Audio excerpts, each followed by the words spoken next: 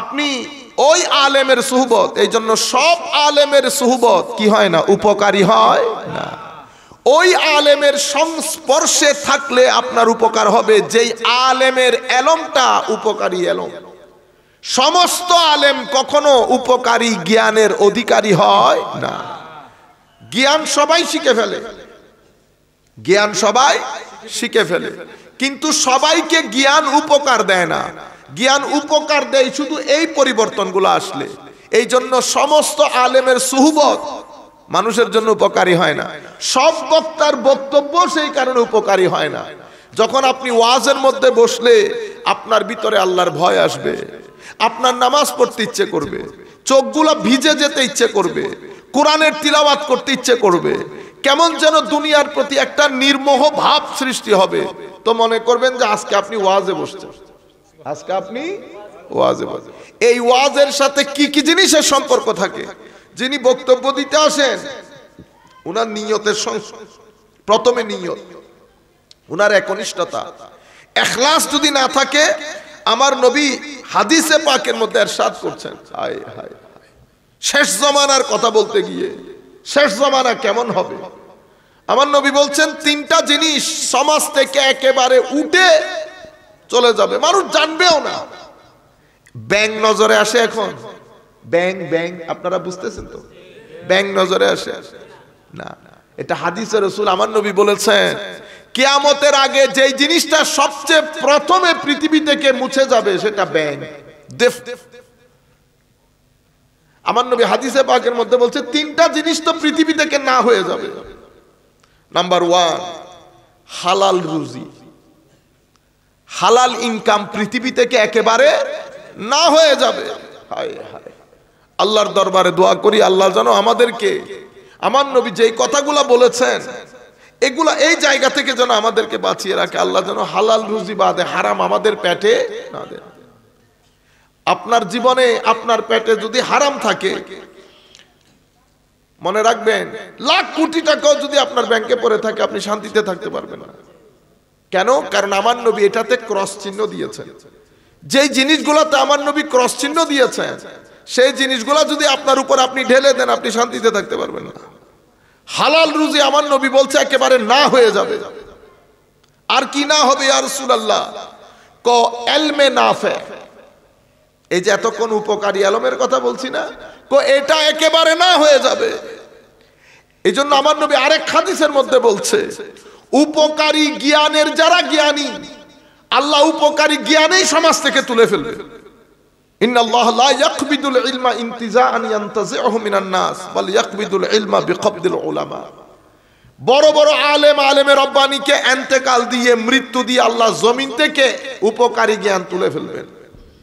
Library থাকবে, বই থাকবে, বক্তা থাকবে, কিন্তু আলেমে রব্বানি থাকবে না। সব যেন ওই আছে না কি বলে, লেদারের মতো, বস টক টক করে আমরা চলে গেলাম, জি রেক্সিনের মতো, কোনো ভিতর নাই, রু নাই। আমরা দিন দিন আমাদের রু মরে যাচ্ছে পুরা বাংলাদেশের সোসাইটি থেকে। আমরা মাথার ব্রেইন দিয়ে মাথার খাদ্য দিচ্ছি, পেটের খাদ্য দিচ্ছি, রুহের খাদ্য বন্ধ করে দিয়েছি। রুহের খাদ্য বন্ধ করে দেওয়ার কারণে আমাদের রু গুলা মরে যাচ্ছে। মনে রাখবেন, কোন সোসাইটিতে যখন রু মারা যায় সেই সোসাইটির মধ্যে অনেক টাকা পয়সা থাকলেও সেই সোসাইটির মধ্যে স্থিরতা থাকে না। কারণ আমার আল্লাহ রাব্বুল আলামিন আপনাকে যে ডিজাইন দিয়েছেন ওই ডিজাইনের মধ্যে যা যা কিছু দিয়েছেন, পেট বলেন, রু বলেন, কলব বলেন, ব্রেইন বলেন, চোখ বলেন, আপনি এগুলাকে যদি প্রপারলি ইস্তেমাল না করেন আপনি চোখে যা মন চাই করতে পারবেন? করতে পারবেন না। আপনি অন্ধকারে বসে যখন মোবাইলের দিকে তাকিয়ে থাকবেন এক নজর, দেখবেন কিছুদিন পরে চোখের আলো চলে যাচ্ছে। বুঝতে পেরেছেন? তো রুহের খাদ্য যেমন, চোখের যেমন খাদ্য দরকার, রুহেরও খাদ্য দরকার। আমরা সেই জায়গার মধ্যে পরে আসতেছি, আর বক্তব্য দীর্ঘায়িত করব না, আপনারা ভয় পাবেন না ইনশাআল্লাহ। আমার নবী সাল্লাল্লাহু আলাইহি ওয়াসাল্লাম ইরশাদ করছেন, বড় আলেমের ইন্তেকালের মাধ্যমে জমিন থেকে আলেম উঠে যাবে, কিতাবপত্র থাকবে, মসজিদ মাদ্রাসা থাকবে, তকরির, ওয়াজ তকরির বেড়ে গেছে আজ থেকে, হ্যাঁ অনেক অনেক অনেক বেড়ে গেছে। কিন্তু আগের সেই ওয়াজের, আগের সেই কি বলে মানে ফ্লেভার, যেটা আগের ওয়াজের যে গেজাম নষ্ট হয়ে গেছে। আমরা তো আগে তো ওয়াজ শুনতে যারা আসতো অজু করে আসতো, এখন তো আমরা ম্যাক্সিমাম অজুই করি না। করি? যিনি বক্তা উনি করেন কিনা সন্দেহ। আমি আমার কথা বলি, আপনারা বুঝতে পেরেছেন? যখন একটা হচ্ছে নিয়ত করে আসা, অজু করে আসা, এগুলা মাহফিলকে মাহফিল করে, তখন এটা ওয়াজের মজলিস হয়। এখন আপনি আমি আসলাম ওয়াজ জমানোর জন্য, না অজু, না নিয়ত, না ইখলাস, কোনো কিছু না। আমি কি বলতে এসেছি আমি নিজেও জানি না। আপনারা বুঝতে পেরেছেন? এই জায়গাগুলোর মধ্যে একটা বড় পরিবর্তন আসতে হবে। এবং আপনারা এলাকার মধ্যে সবাই মিলে মাহফিল দুইটা করেন, প্রত্যেক এলাকায় প্রত্যেক উঠানে উঠানে মাহফিল করতে হবে, এমন কোনো কথা নাই। আপনারা বুঝতে পেরেছেন? যেমন আজকের মাহফিলটা, আজকের মাহফিল এই কনকনে শীতের মাহফিল, আমরা এটা 9টা 10টার মধ্যে শেষ করে দেব, এরকম হওয়ার দরকার না।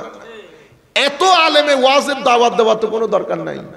আমার ভাইরা বলতেছেন আমরা 4 জন মানুষ 5 জন মানুষ এখানে অ্যারেঞ্জ করেছি, এত আলেমের ওয়াজের তো দরকার নেই। এখানে 3-4 জন বক্তা বক্তব্য দিচ্ছে। নরমালি আমি এত লম্বা লিস্টের বক্তব্যের ওয়াজের মধ্যে আমি যাই না, কারণ ওখানে টাইমিং এর একটা বিষয় থাকে। হুজুর আপনি 1 ঘন্টা 1.5 ঘন্টা হয়তো সম্ভব না, আপনি আমাকে দাওয়াত দেবেন 9টা থেকে 11:30 পর্যন্ত কথা বলবো, ফিনিশ, বাস খতম। আপনারা বুঝতে পেরেছেন? এই জিনিসগুলো আল্লাহ পাক জানেন। তো আমাদের নিয়ত এবং ইখলাসের মধ্যে ঘাটতি শুরু হয়ে যায়, ঘাটতি শুরু হয়ে যায়। আমার নবী সাল্লাল্লাহু আলাইহি ওয়াসাল্লাম ইরশাদ করছেন, শেষ পর্যন্ত কোন আলেমে রব্বানি জমিনে থাকবে না। মানুষ জাহেল মূর্খ বক্তাদেরকে বড় আলেম মনে করে প্রশ্ন করে, বুঝতে পেরেছেন? ফাফতা বিগাইরি ইলম, তারা না জেনে না বুঝে ফতোয়া দিয়ে ফেলবে, নিজেও পথভ্রষ্ট হবে, মানুষকেও পথভ্রষ্ট করবে। ইলমে নাফে আমার নবী বলছেন উপকারী জ্ঞান উঠে যাবে সোসাইটি থেকে। মানুষ উপকারী জ্ঞান কি জিনিস জানবেও না, কারণ ইলম কোরআন এবং সুন্নাত শরীয়ত তরিকতের ইলম এটা এমন একটা ইলম, এটা যেই ব্যক্তির সিনার ভিতরে ঢুকে তাকে আল্লাহমুখী করে ফেলে, পরকালমুখী করে, ভদ্র করে, নম্র করে, তাকে মানুষের প্রতি টান, মানুষকে সহযোগিতা করা, মানুষের চিন্তা করা, এই বিষয়গুলোর প্রতি তাকে অনেক উদ্বুদ্ধ করে। এই কারণে দিনদার মানুষ কাকে বলে? দিনদার মানুষ মানে কপালের মধ্যে কালো দাগ থাকে না। দিনদার মানুষ মানে ভদ্র মানুষ। দিনদার মানুষ মানে যারা মানুষকে সহযোগিতা করে তারা। দিনদার মানুষ যারা মুখে গালি থাকে না। দিনদার মানুষ মানে যিনি হাঁটুর উপরে লুঙ্গি তুলে না। দিনদার মানুষ মানে যিনি অপরের সহযোগিতার মধ্যে সবার আগে আগে থাকে, তাকে দিনদার বলে, ঠিক না? ঠিক সেভাবে আমার নবী সাল্লাল্লাহু আলাইহি ওয়াসাল্লাম ইরশাদ করছেন ইলমে নাফে খতম হয়ে যাবে। তৃতীয় নম্বর জিনিস যেটা পৃথিবী থেকে না হয়ে যাবে সেটা কি? ইখলাস, একনিষ্ঠতা। শুধু আল্লাহর জন্য আপনাকে ভালোবাসলাম, শুধু আল্লাহর জন্য আপনাকে ঘৃণা করলাম, এই একনিষ্ঠতা ইখলাস জমিন থেকে উঠে যাবে।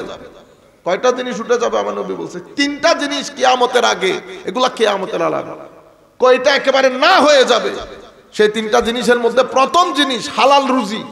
সুতরাং আমরা যেটা করব সেটা হচ্ছে, যেহেতু আমার নবী বলছে হালাল রুজি উঠে যাবে, তো আমি হারামের সাথে যদি আমার সম্পৃক্ততা থেকে থাকে আমি হারাম থেকে দূরে থাকবো।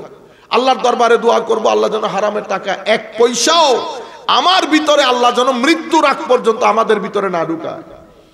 2 নাম্বার জিনিস উপকারী জ্ঞান উঠে যাবে বলেছে। 3 নাম্বার জিনিস আমার নবী সাল্লাল্লাহু আলাইহি ওয়াসাল্লাম ইরশাদ করেছেন একনিষ্ঠতা উঠে যাবে। আল্লাহর জন্য মানুষকে চাওয়া, আল্লাহর জন্য মানুষের সাথে দোস্তি করা খতম হয়ে যাবে। অন্য রিওয়ায়াতের মধ্যে আমার নবী সাল্লাল্লাহু আলাইহি ওয়াসাল্লাম ইরশাদ করছেন, হযরত আনাস বলছেন, আমি তোমাদেরকে এমন একটা হাদিস বলবো যেটা আমার নবী আমাকে বলেছেন, আমার নবী আমি বাদ আর কাউকে বলেন নাই, আমি আমার নবীর কাছ থেকে শুনেছি। আমার নবী ইরশাদ করেছেন, ইন্না মিন আশরাতিস সাআ, কিয়ামতের আলামত হচ্ছে আইয়ুরফাল ইলমু। দেখছেন, ইলমে নাফে উপকারী জ্ঞান জমিন থেকে উঠে যাবে। আপনি কেমনে বুঝবেন কিয়ামত এসে যাচ্ছে? আমার নবী বলছেন একেবারে সিম্পলি বুঝতে পারবা, কিয়ামতের আগে আমার আল্লাহ বড় বড় আলেমদেরকে, জমিনের মধ্যে কোনো আলেমের রব্বানি থাকবে না, বক্তা থাকবে, বক্তা, কোনো আলেমের রব্বানি থাকবে না, যাদেরকে দেখলে আল্লাহ নজরে আসে, যাদের সুহবতের মধ্যে বসতে ইচ্ছে করে, যাদের সুহবতে বসতে ভিতরের জগৎ পরিবর্তন হয়, এমন আলেম উঠে যাবে। আমার নবী সাল্লাল্লাহু আলাইহি ওয়াসাল্লাম ইরশাদ করছেন, ওয়া ইয়াকসুরুল জাহাল, দিন সম্পর্কে মানুষ দিনই জ্ঞান কমতে কমতে মানুষের ভিতরে মূর্খতা ছড়িয়ে যাবে। আজকে আমরা ম্যাক্সিমাম আমাদের ছেলেপুলে আপনি যদি জিজ্ঞেস করেন দিনের স্তম্ভগুলা কি কি বলতে পারবে না, নামাজের ফরজ কি বলতে পারবে না, ওযুর ফরজ কি বলতে পারবে না, কি কি কারণে নামাজ ভেঙে যায় বলতে পারবে না। কিন্তু আমরা সবাই আবার আশেক, আমরা সবাই আবার আশেক। এরকম না, ওটা আমার নবীর যেই দিন আনিত বিধান সেটা সম্পর্কে আমরা জানতে হবে, মানতে হবে, আমল করতে হবে, অতঃপর প্রচার করতে হবে। এগুলা তো দ্বীনের বেসিক। ওযু কেমনে করে, ওযুর ফরজ কি, ওযু ভাঙে কেমনে, নামাজের ফরজ কি, নামাজের সুন্নত কি, ওয়াজিব কি, মুস্তাহাব কি, নামাজের মধ্যে নামাজ ভাঙে কেমনে, এগুলা জানা আমাদের জন্য ফরজ। ঈমান কি, ঈমানের স্তম্ভগুলা কি কি, নবী প্রেম ঈমানের অন্যতম অঙ্গ। নবীর প্রেম বাদে ঈমান শুদ্ধ হয় না, ঈমান শুদ্ধ না হলে আমলও শুদ্ধ হবে না।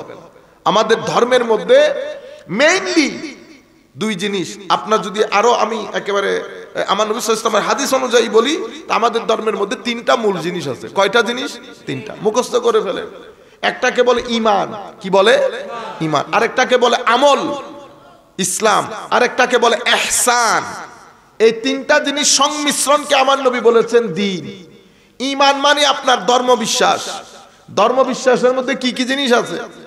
আল্লাহতে বিশ্বাস আছে, আর নবীতে, ফেরেশতাতে, সমস্ত আমাদের নবীর মাধ্যমে, আম্বিয়া ইকরামের মাধ্যমে আনিত কিতাবসমূহ, পরকাল আছে, আপনার ভাগ্য আছে, জীবনের পরবর্তীতে আমার মৃত্যুর পরবর্তী জীবন। এই 7টা স্তম্ভের উপর এক ব্যক্তিকে বিশ্বাস করতে হয়। এরপরে মুখে সাক্ষ্য দিতে হয়, আশহাদু আল্লা ইলাহা ইল্লাল্লাহ ওয়া আশহাদু আন্না মুহাম্মাদান আবদুহু ওয়া রাসূলুহু। আমি সাক্ষ্য দিচ্ছি আল্লাহ বাদে কেউ নাই, মুহাম্মদ সাল্লাল্লাহু আলাইহি ওয়াসাল্লাম আল্লাহর নবী এবং রাসূল। এই সাক্ষ্য দেওয়ার পরে আপনি ইসলামের বাউন্ডারিতে ঢুকলেন, কিন্তু আপনার ঈমানের ক্ষেত্রে ব্যাটারি হচ্ছে আমার নবীর ইশক, আদব, মহব্বত। কারো ভিতরে যদি ইশক না থাকে, আমার নবীর মহব্বত যখন দাবি করবেন, তো সেখানে আরো তিনটা জিনিস অ্যাড হয়ে যাবে। ইশকে সাহাবায়ে কেরাম, মহব্বতে সাহাবা, তাজিমে সাহাবা, তাজিমে আলে বেত, নিসবতে আউলিয়া। এগুলা যদি না থাকে, দুইটা জিনিস আপনার ঈমানকে মুনাফিকতের দিকে, নেফাকতের দিকে নিয়ে যাবে। আর একটা জিনিস আপনার ঈমানকে অনিরাপদ করে দেবে। তাইলে ঈমানের ক্ষেত্রে বিশ্বাস করার পরে আমার নবীর ইশক, মহব্বত, আলে বাইত রাসূলের মহব্বত, সাহাবায়ে কেরামের মহব্বত, আউলিয়ায়ে কেরামের নিসবত। আউলিয়ায়ে কেরামের নিসবত কেউ যদি অস্বীকার করে, বেঈমান হয় না, কিন্তু ঈমান অনিরাপদ হয়ে যায়। ঈমান অনিরাপদ হয়ে যায়। আপনি শিক্ষক বাদে পরীক্ষা পাশ করতে পারবেন, সবকিছু তো আছে, বইও আছে, সবকিছু আছে, কিন্তু একজন শিক্ষক দরকার হয়, একজন শিক্ষক দরকার হয়। তাইলে এগুলা হচ্ছে ঈমান, এগুলা আকীদা। আপনি এখানে যদি কোনো ধরনের 19-20 থাকে, তাহলে আপনার আমলের মধ্যে গিয়ে এটা এফেক্ট করবে, আপনার আমল হবে না।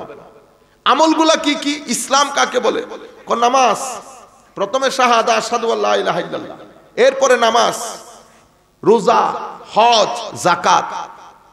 কিন্তু আমাদের ধর্মের মধ্যে সবাই কি যাকাত দিতে পারবে?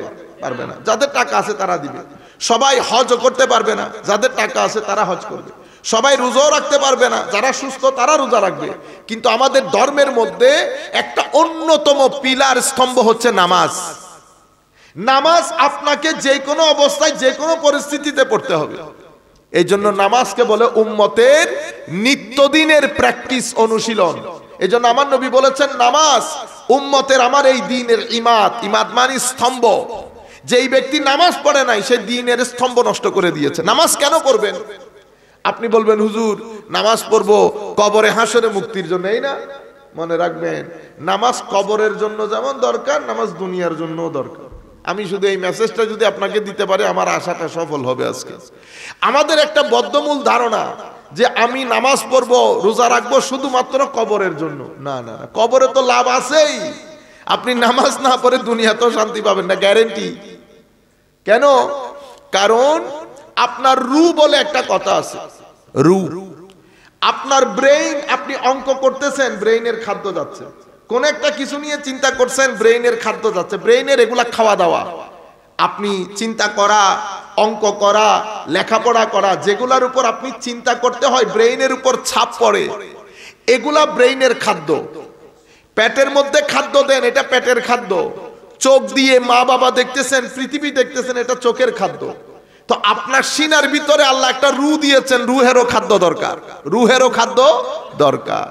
পেটে যখন খাদ্য দেন, পেটে খাদ্যগুলো আহরণ করে, পেটের ভিতরে আল্লাহ আপনার শরীরের ভিতরে খাস একটা ডিভাইস দান করেছেন। সেই ডিভাইসটা আপনার খাদ্য থেকে ভিটামিন গ্রহণ করে পুরো শরীরের মধ্যে সার্কুলেট করে দেয়, যেটার কারণে আপনি উঠতেছেন, বসতেছেন। একটু যদি ইদার উদার হয়, আপনি বলতেছেন হুজুর আর উঠতে পারতেছি না। কেন? হুজুর সুগার বেড়ে গেছে। সুগার বেড়ে যাওয়ার পরে আর আপনি নাড়াচাড়াই করতে পারতেছেন না। দেখছেন অবস্থা? তাইলে শরীর একটা ব্যালেন্সের মাধ্যমে চলে। সে ব্যালেন্সিং এর মধ্যে যদি একটু 19-20 হয়, আমি বলতেছি না ইনফেকশন হয়ে গেছে। ইনফেকশন মানে মারিতে এমন কিছু জিনিস আমি ঢেলেছি যেটা মারি পছন্দ করে না। যেহেতু পছন্দ করে না, মাহি এটা প্রতিবাদ করা শুরু করছে। এই প্রতিবাদ করাকে আমি বলতেছি ইনফেকশন। এখন তার জন্য বিশেষ ওষুধ দিতে হয়, তাকে আমরা বলি অ্যান্টিবায়োটিক। কি বলি? অ্যান্টিবায়োটিক ছাড়া সে আর রাজি হয় না, সে রাজি হয় না। অনুরূপ ভাবে সবাইকে সবকিছু দিলাম, দেখছেন মারির সামান্য অংশ, সামান্য একেবারে দাঁতের শেষ গোড়ায়, এত বড় ইনসান, এত বড় শরীর, 75 কেজি ওজনের শরীর, সামান্য একটা অংশের ব্যথায় আর নাড়াচাড়া করতে পারে না, না কথা বলতে বলতে বার্তা বলতে পারতেছি না, উঠতে পারতেছি না, বসতে পারতেছি। এটা ইনসান, এটা ইনসান। এগুলার মধ্যে ইনসানের অহংকারের কোনো শেষ নাই। হাকিকত বুঝার চেষ্টা করবেন। তো যেভাবে একটা সামান্য ব্যথার কারণে আমার জীবনের অবস্থা 12টা বেজে গেছে, ঠিক সেভাবে যখন আপনি রুকে খাদ্য দেওয়া বন্ধ করে দেবেন, আপনার রু প্রটেস্ট করে উঠবে। রু যদি প্রটেস্ট করে, আপনি রাস্তায় রাস্তায় দৌড়াবেন, শান্তি পাবেন না। যেটা বর্তমান সময়ে সৃষ্টি হয়েছে আমাদের এখানে, কথায় কথায় ঝগড়া লেগে যাচ্ছে না? এই যে আপনি এখান থেকে যদি সকালবেলা উঠে বাজার পর্যন্ত যান, দেখবেন শুধু মানুষ ঝগড়াই করতেছে। মানুষ কেন ঝগড়া করে? এই যে আমরা কথায় কথায় ঝগড়া করতেছি, রাস্তার মধ্যে গাড়ি আগে কে নিয়ে যাবে, কেউ কাউকে ছাড় দিচ্ছে না। আপনি জানেন আপনি অপরাধ করেছেন, কিন্তু আবার আপনি গলাবাজিও করতেছেন। কেন? কারণ আপনাকে দেখতে সুস্থ হলেও, আমাকে দেখতে সুস্থ হলেও আমরা আসলে কেউ সুস্থ না। সুস্থ মানুষ যার মন ভালো, যার মন সুস্থ, সেই আসলে সুস্থ। আপনি সুস্থ কি সুস্থ না সেটা আপনি আজকে টেস্ট করে দেখতে পারবেন। আপনি কোনো মানুষের ঘরে গিয়ে যদি তাদের ড্রয়িং রুমে বসেন, আপনি বুঝতে পারবেন তারা মানসিকভাবে কতটুকুন সুস্থ। এটা আপনার কারগর পাকা, কারগর পাকা না এই বিষয় না, আপনার জিনিসপত্রের রাখার ধরন, আপনার ঘরের পরিষ্কার পরিচ্ছন্নতা, আপনার বাথরুমের পরিষ্কার পরিচ্ছন্নতা বলে দেবে আপনি মানসিকভাবে কতটুকুন সুস্থ। এমনিতে তো সবাই টাই স্যুট পরে টিস টিস টিস টিস লাগায় বাইরে চলে যায়। এটা না, এটা না। আমি বলতে চাচ্ছি আমার নবী সাল্লাল্লাহু আলাইহি ওয়াসাল্লাম কি বলেছেন, আমার নবী ইরশাদ করেছেন, মানে পরিষ্কার পরিচ্ছন্নতাকে আমার নবী ঈমানের অংশ বলেছেন। কেন? এটার সাথে আপনার ভিতরের সম্পর্ক আছে। আপনি ভিতর থেকে যদি নিজেকে সুস্থ রাখতে চান, কয়েকটা কাজ আপনার জীবনে বাস্তবায়ন করতে হবে। এগুলা ছাড়া আপনার জীবনে শান্তি নেই। কি কি করতে হবে? রুহের, এটা আমি চাইবো আপনারা এটা মুখস্থ করবেন, যতদূর সম্ভব আপনারা বন্ধু বান্ধবদেরকে এগুলা বুঝাবেন। রুহের খাদ্য কেউ যদি না দেয়, আপনার সমাজের মধ্যে দুর্ভিক্ষ নেমে আসবে। কিসের? খাদ্যের না, শান্তির। এখানে কোনো শান্তি থাকবে না। এখানে প্রত্যেকটা পরিবার ভোগ করবে, সাফার করবে, মারামারি লাগবে সমাজের মধ্যে, কেউ কাউকে দেখতে পারবে না। সমাজের সম্পর্কগুলা, এই যে আমাদের আত্মীয়তার সম্পর্কগুলা প্রত্যেকদিন নষ্ট হয়ে যাচ্ছে। কেন? টাকার কারণে। টাকা কি আগের চেয়ে কমে গেছে না বেড়ে গেছে? বেড়ে গেছে। টাকাও বেড়ে গেছে, বিল্ডিংও বেড়ে গেছে, রাস্তাঘাট উন্নত হয়েছে, আমাদের রু মরে গেছে। রু মরে গেলে আত্মীয়তার সম্পর্ক থাকে না। রু মরে গেলে একজনের সাথে একজনের সম্পর্কের ভারসাম্য রক্ষা হয় না। রু মরে গেলে মানুষ বেয়াদব হয়। রু মরে গেলে মানুষ বুঝতে পারে না, তখন সবাই বলে আমিও মানুষ। আপনি, আমরা আমাদের উস্তাদের সামনে কথা বলছি, কথা বলি না, এখনো কথা বলি না, কিন্তু আমরা তো অবজার্ভ করি। আমরা যেহেতু এই গবেষণাগুলা করি, তো প্রত্যেক ব্যক্তির আচরণকে আমরা তো অবজার্ভ করতে হয়। কিন্তু আমাদের বর্তমান যুগের আমাদের যারা ছাত্র, তারা আমাদের মতো করে কি আমাদের শিক্ষককে করতে পারতেছে না। তারা আমাদের মতো করে, তারা তাদের মতো করে কথা বলতেছে। শিক্ষক বসা, বড় আওয়াজও শোনা যাচ্ছে, আওয়াজও উঁচা, এটা তারা যে বেয়াদবি করতেছে না, বেয়াদবি করতেছে না, এটা এই কালচারটা আবার জমে যাচ্ছে, কারণ রু মরে যাচ্ছে, তার অ্যাওয়ারনেস খতম হয়ে যাচ্ছে, সচেতনতা, সে বুঝতে পারছে না যে কার সামনে কিভাবে কথা বলতে হয়। রু যখন মরে যায়, ছেলেটা বাবার সাথে বেয়াদবি করবে, বাবার ইজ্জত, মার ইজ্জত, এলাকার বড়দের ইজ্জত, এগুলা কমে যাবে। কারণ কি, রু মরে গেলে মানুষের মাথা একটু উল্টাপাল্টা করলে আপনারা কি বলেন, মাথা নষ্ট। কি নষ্ট? মাথা নষ্ট। কেন? যখন ব্রেইন প্রপারলি কাজ করে না, তখন মানুষ সমীচীন ভাবে কাজ করতে পারে না। তো রু যখন মরে যায়, মানুষের মধ্যে অসহযোগিতা, বেয়াদবি, প্রতিযোগিতা এগুলা বেড়ে যায়। আপনি রুর খাদ্য যদি দিতে না পারেন, তো রুর খাদ্য কি কর? রুর প্রধান এবং প্রথম খাদ্য জিক্র ইলাহি, আল্লাহর জিকির বাদে রুহের কোনো খাদ্য নাই। জিকির মানে কি? আল্লাহু আল্লাহু বলা না, এটাও জিকির, সওয়াব পাবে। আসল জিকির হচ্ছে আল্লাহ যে আপনাকে বানিয়ে এখানে কি কি নিয়ামত দান করেছেন। আমি তো জানি আমার আল্লাহ আমাকে কি নিয়ামত দান করেছেন। আপনি সুস্থ থাকা, আল্লাহর ধরতির মধ্যে সুস্থ থাকা সবচেয়ে বড় নিয়ামত। আপনার শরীরের অঙ্গ প্রত্যঙ্গগুলা ভালোভাবে কাজ করতেছে, এটা আল্লাহর বড় নিয়ামত। আপনি যখন এই নিয়ামতের শুকরিয়া আদায় করতে রাস্তায় হাঁটার সময় একটু মনটাকে উপরে নিয়ে আলহামদুলিল্লাহ বলবেন, এটা জিকির ইলাহি। এটা কি? এই জিকির ইলাহির মাধ্যমে আপনার রূহ অনেক শক্তিশালী হয়ে যায়। তখন আপনার ভিতর থেকে নৈরাশ্য, দুঃখবোধ এগুলা খতম হয়ে যায়। রূহ শক্তিশালী করতে হলে আপনি যদি চান যে আপনার রূহর ভিতরে খাদ্য যায়, তো রুহানি কিতাব, বিশেষ করে পবিত্র কোরআন, কোরআনের তিলাওয়াতের মাধ্যমে এক ব্যক্তি, আপনি যখন কোরআন তিলাওয়াত করবেন, ঘোড়া যেমন ওই পানি খাতে বসে, তো কোরআন তিলাওয়াত করা মানে হচ্ছে রূহ পানিতে গিয়ে ডুব দিয়ে পানি গ্রহণ করা। যখন তিলাওয়াত, আপনার রূহ শক্তিশালী হয়ে যাবে। সেজন্য সবসময় যারা তিলাওয়াত করে তারা ওই অশান্তিতে ভোগ করে না যেটা সাধারণ মানুষ করে।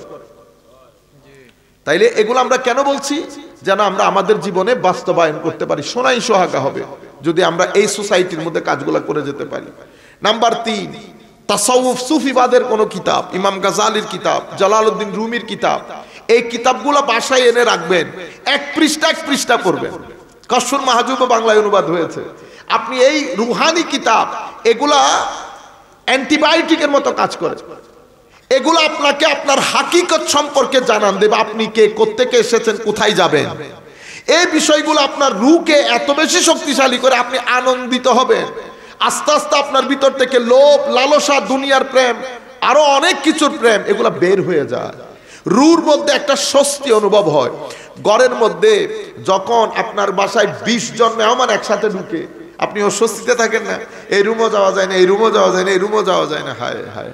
তখন মানুষ 1 ঘন্টা ঠিক আছে, 2 ঘন্টা ঠিক আছে, 10 ঘন্টা পর্যন্ত যখন কেউ যায় না, তখন একটা সময় আপনার বিরক্ত লাগে না?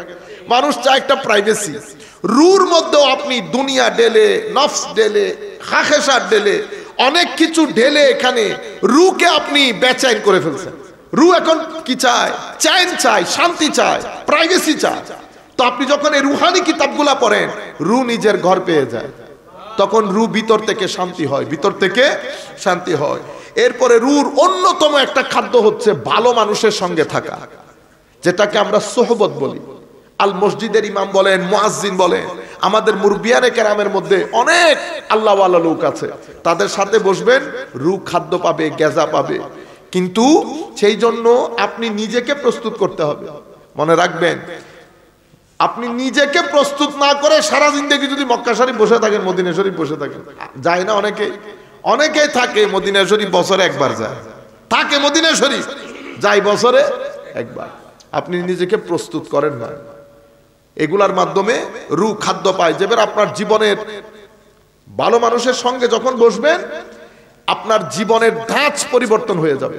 কিরকম ধাঁচ পরিবর্তন হবে? আগে আপনি অতিমাত্রায় দুনিয়াদার ছিলেন, এখন দুনিয়াদারি, দুনিয়ার প্রতি লোভ, লালসা, এগুলো আস্তে আস্তে কি হয়ে যাচ্ছে? বের হয়ে যাচ্ছে। আপনি বুঝতে পারবেন যে আপনার জীবনের ধাঁচ পরিবর্তন হচ্ছে। এরপরে আমার নবী সাল্লাল্লাহু আলাইহি ওয়াসাল্লাম ইরশাদ করছেন, আত্মীয়তার সম্পর্ক রক্ষা করার মাধ্যমে রু জিন্দা হয়। আপনি যখন আত্মীয়তার সম্পর্ক রক্ষা করবেন না, বা আত্মীয়তাকে অ্যাভয়েড করে চলবেন, আপনার রু মারা যাবে। আপনি যদি রুকে জিন্দা করতে চান, আত্মীয়তার সম্পর্ক রক্ষা করতে হয়। মানুষের খেদমত করতে হয়, এটাকে খেদমতে খালক বলে। মানুষের খেদমত না করলে রু মারা যায়। মানুষকে সহযোগিতা করা, মানুষকে সহযোগিতার মাধ্যমে রুহের ভিতরে জিন্দেগি আসে, রুহের ভিতরে জিন্দেগি আসে।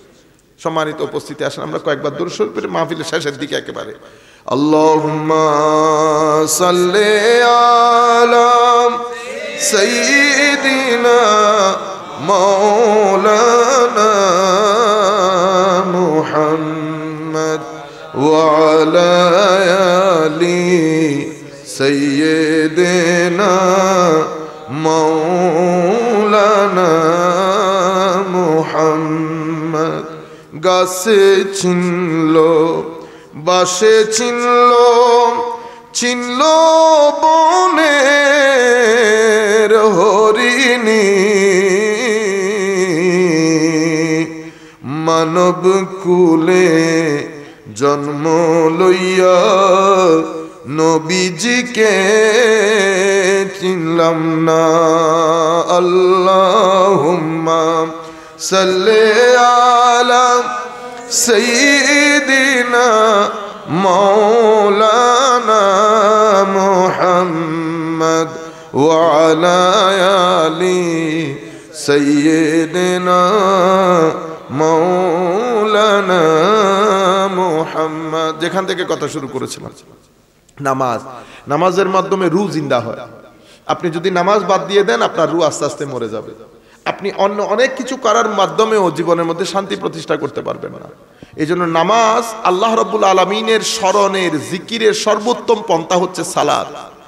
এই সালাতের মাধ্যমে আমার নবী সাল্লাল্লাহু আলাইহি ওয়াসাল্লাম ইরশাদ করছেন, সালাতের মাধ্যমে মানুষের রূহ জিন্দা হয়, মানুষ সত্যিকার অর্থে মানুষ হিসেবে প্রতিষ্ঠিত হয়। এবং কিছু সুফিয়ায়ে কেরাম আমাদেরকে বলেছেন, আমার আল্লাহ কোরআনে পাকের মধ্যে বলেছেন, নবী সাল্লাল্লাহু আলাইহি ওয়াসাল্লাম হাদিসে পাকের মধ্যে বলেছেন যে এই দুনিয়াদারির মধ্যে আমার নবী বলছেন, যেই ব্যক্তির নামাজ তাকে গর্হিত কাজ, খারাপ কাজ থেকে দূরে রাখে নাই, সেই ব্যক্তির নামাজ তাকে আল্লাহ থেকে দূরে সরিয়ে দেবে। মাল্লাম তানহাহু সালাতু আনিল ফাহশাই ওয়াল মুনকার লাম ইয়াজদিদ মিনাল্লাহি ইল্লা বু'দ। অন্য রাওয়ায়াতের মধ্যে আমার নবী সাল্লাল্লাহু আলাইহি ওয়াসাল্লাম ইরশাদ করেছেন, মাল্লাম তানহাহু সালাতু আনিল ফাহশাই ওয়াল মুনকার লা সালাত লা। যেই ব্যক্তির নামাজ তাকে খারাপ কাজ, অশ্লীল কাজ থেকে বিরত রাখবে না, সেই ব্যক্তির নামাজ নামাজই হবে না। তাইলে আমি এখন যে সোসাইটির মধ্যে আছি, এখানে অশ্লীলতা থাকবে, এখানে গর্হিত কাজ থাকবে, এখন আমি নিজেকে রক্ষা করব কিভাবে? তা আমার নবী সাল্লাল্লাহু আলাইহি ওয়াসাল্লামের মাধ্যমে আল্লাহ আমাদেরকে একটা ঢাল দিয়েছেন জ্যাকেটের মতো, সেটা কি? সালাত। নামাজ পড়লে সোসাইটির মধ্যে যে গর্হিত অশ্লীল কাজ, সেখান থেকে আল্লাহ রাব্বুল আলামিন আমাদেরকে নিরাপত্তার সাথে রাখবেন। কিন্তু সেই নামাজ, যেমন এখন আমরা তো নামাজ পড়ি, নামাজ পড়লেও কি হবে, আমরা মুখে গালি থাকে, আমরা কিন্তু নিজেদেরকে মুক্ত রাখতে পারতেছি না। কেন? কারণ হচ্ছে আপনি নামাজ পড়ছেন, আমিও নামাজ পড়ছি, কিন্তু যেই আন্দাজে নামাজ পড়তে আমাদেরকে বলা হয়েছে, সেই আন্দাজে আমরা নামাজ পড়তে পারছি না। নামাজ পড়ার জন্য নিজের জমিনকে তৈরি করতে হয়, ভিতরের জমিনকে। আমাদের হিংসা আছে, বিদ্বেষ আছে, অহংকার আছে। নামাজকে যেই ব্যক্তি নামাজের মতো করে পড়বে, নামাজের মধ্যে নিয়ত দরকার হয়, একনিষ্ঠতার দরকার হয়, অন্তরকে পাক পবিত্র পরিষ্কার করতে হয়। যেমন আমাদের এখানে পবিত্রতা ছাড়া আপনি নামাজ পড়তে পারবেন না। আমাদের এখানে পবিত্রতা, আমরা মনে করি শুধু পানি দিয়ে ওযুর পবিত্রতা না, এখানে পবিত্রতা 4 ক্যাটাগরির আছে। আমরা চতুর্থ ক্যাটাগরি বাদ দিয়ে যদি 3 ক্যাটাগরির বলি, তো আমাদের একটা পবিত্রতা হচ্ছে আমার চোখের, কানের, মুখের, হাতের, পঞ্চ ইন্দ্রিয়। এখন আমি মসজিদে যাচ্ছি, চোখ দিয়ে যা দেখার দেখেছি। তো যখন আপনি চোখ দিয়ে যা দেখার দেখবেন, প্রত্যেক দেখানি যেটার মাধ্যমে পাপ হয়, অপরাধ হয়, গুনাহ হয়, এটা আপনার ভিতরের জগতের মধ্যে একটা কালো দাগ সৃষ্টি করে। তো যখন কালো দাগ সৃষ্টি করে, আপনার চোখের মাধ্যমে কালো দাগ, কানের মাধ্যমে কালো দাগ, মুখের মাধ্যমে কালো দাগ, হতে হতে এটা একসময় এনভেলাপের মতো হয়ে যায়, কালো দাগের এনভেলাপ। এই কালো দাগের কলব নিয়ে যদি আপনি নামাজে দাঁড়ান, আপনি নামাজের মধ্যে শান্তি পাবেন না, আপনি বাধ্য হয়ে নামাজ পড়বেন। তাইলে আপনি কি করতে হবে? আগে আপনি নামাজের আগে আপনার এই কালো দাগগুলা, এটা আপনি আগে বুঝতে হবে যে কালো দাগ আছে, তওবা করতে হবে, ওযু করতে হবে, চোখের হেফাজত করতে হবে, কানের হেফাজত করতে হবে। এরপরে যখন নামাজে যাবেন, অন্তর থেকে যখন 10% অন্ধকার সরে যাবে, যখন মজা পাবেন আপনি, গায়ের জ্বর উঠলে যেমন বিরিয়ানিও মজা লাগে না, অনুরূপভাবে কলবের মধ্যে কালো দাগ থাকলে নামাজ টেস্ট লাগে না। সেই জন্য দেখবেন আমি যাচ্ছি আর আসছি 2 মিনিটের মধ্যে যাই, 3 মিনিটের মধ্যে বের হয়ে যায়, নামাজ হয় না। এই জন্য নামাজ যখন পড়বেন আগে নামাজের জন্য একটা তৈয়ারি আছে, প্রিপারেশন আছে, নিয়তের প্রিপারেশন, তহারাত তথা ওযুর প্রিপারেশন, এরপরে পঞ্চ ইন্দ্রিয়ের হেফাজত, তওবার নামাজ। একটা তো পঞ্চ ইন্দ্রিয়ের পবিত্রতা, একটা ওযু দিয়ে শরীরের পবিত্রতা, একটা তওবা দিয়ে চোখের কানের মুখের পবিত্রতা। এরপরে আমার ভিতরেও ময়লা আছে না, অহংকার আছে, অশ্লীলতা আছে, ঘৃণা আছে। এই পবিত্রতাও যদি আমি না মুছি, মোটামুটি আমি পবিত্রতার দিকে না যাই, তাহলে আমি কলসির ভিতরে ময়লা রেখে যদি আমি পানি কলসির ভিতরে ভরি, এই পানি কেউ পান করে না। এই জন্য আমাদের 3 ধরনের পবিত্রতা দরকার হয়। একটা পবিত্রতা ওযুর পানি দিয়ে বাইরে, শরীরের বাইরের অপবিত্রতা দূর করতে হয়। তওবার পানি দিয়ে, তওবার নামাজ দিয়ে আল্লাহর দরবারে তওবা করে চোখের কানের মুখের এই অপবিত্রতা দূর করতে হয়। এরপরে আবার তওবা দিয়ে আমার ভিতরের অশ্লীলতা, অহংকার এগুলো দূরীভূত করতে হয়। এগুলো তো একসাথে চলে যায় না, কন্ট্রোলের মধ্যে রাখতে হয়। যেভাবে আপনি ডায়াবেটিসকে কন্ট্রোলের মধ্যে রাখেন, যখন এই পবিত্রতাগুলো নসিব হয় তখন আপনি দেখবেন নামাজ পড়লে নামাজের কোয়ালিটি পরিবর্তন হয়। তখন নামাজ আপনার ব্যক্তি জীবনকে প্রভাবিত করবে, ব্যক্তি জীবনকে পরিবর্তন করবে, এবং নামাজের মাধ্যমে আপনার জীবনে একটা পরিবর্তন আসবে। এটা ইসলাম।